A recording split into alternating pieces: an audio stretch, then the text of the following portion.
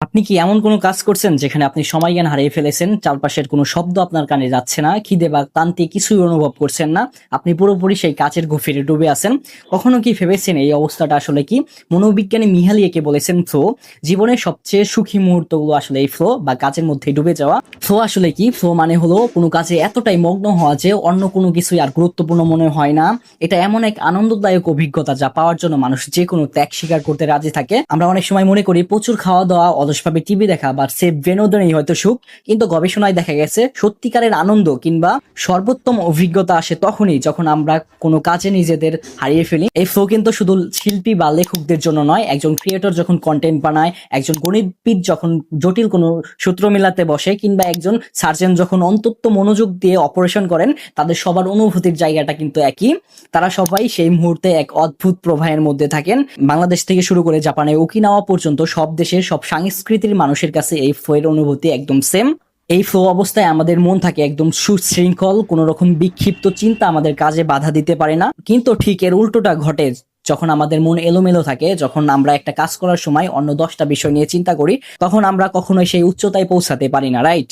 আপনার ইকিগাই বা জীবনের উদ্দেশ্য খুঁজে পেতে হলে আপনাকে অবশ্যই এমন কাজে সময় দিতে হবে যা আপনাকে এই ফ্লো অবস্থায় নিয়ে যায়। তাৎক্ষণিক সস্তা আনন্দ নয়, বরং গভীর একাগ্রতাই আপনাকে দিবে জীবনের শ্রেষ্ঠ অভিজ্ঞতা। আপনি কি এমন কোনো কাজ করছেন যেখানে আপনি সময় জ্ঞান হারিয়ে ফেলেছেন, চারপাশের কোনো শব্দ আপনার কানে যাচ্ছে না, খিদে বা ক্লান্তি কিছুই অনুভব করছেন না, আপনি পুরোপুরি সেই কাজের গভীরে ডুবে আছেন? কখনো কি ভেবেছেন এই অবস্থাটা আসলে কি? মনোবিজ্ঞানী মিহালি একে বলেছেন ফ্লো।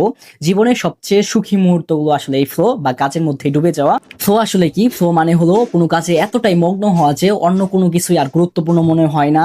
এটা এমন এক আনন্দদায়ক অভিজ্ঞতা যা পাওয়ার জন্য মানুষ যে কোনো ত্যাগ স্বীকার করতে রাজি থাকে। আমরা অনেক সময় মনে করি প্রচুর খাওয়া দাওয়া, অলসভাবে টিভি দেখা বা সেফ বিনোদনই হয়তো সুখ, কিন্তু গবেষণায় দেখা গেছে সত্যিকারের আনন্দ কিংবা সর্বোত্তম অভিজ্ঞতা আসে তখনই যখন আমরা কোনো কাজে নিজেদের হারিয়ে ফেলি। এই ফ্লো কিন্তু শুধু শিল্পী বা লেখকদের জন্য নয়, একজন ক্রিয়েটর যখন কন্টেন্ট বানায়, একজন গণিতবিদ যখন জটিল কোনো সূত্র মেলাতে বসে, কিংবা একজন সার্জন যখন অন্তত মনোযোগ দিয়ে অপারেশন করেন, তাদের সবার অনুভূতির জায়গাটা কিন্তু একই। তারা সবাই সেই মুহূর্তে এক অদ্ভুত প্রবাহের মধ্যে থাকেন। বাংলাদেশ থেকে শুরু করে জাপানের ওকিনাওয়া পর্যন্ত সব দেশের সব সংস্কৃতির মানুষের কাছে এই ফ্লোয়ের অনুভূতি একদম সেম। এই ফ্লো অবস্থায় আমাদের মন থাকে একদম সুশৃঙ্খল, কোনো রকম বিক্ষিপ্ত চিন্তা আমাদের কাজে বাধা দিতে পারে না। কিন্তু ঠিক এর উল্টোটা ঘটে যখন আমাদের মন এলোমেলো থাকে, যখন আমরা একটা কাজ করার সময় অন্য 10টা বিষয় নিয়ে চিন্তা করি, তখন আমরা কখনোই সেই উচ্চতায় পৌঁছাতে পারি না, রাইট?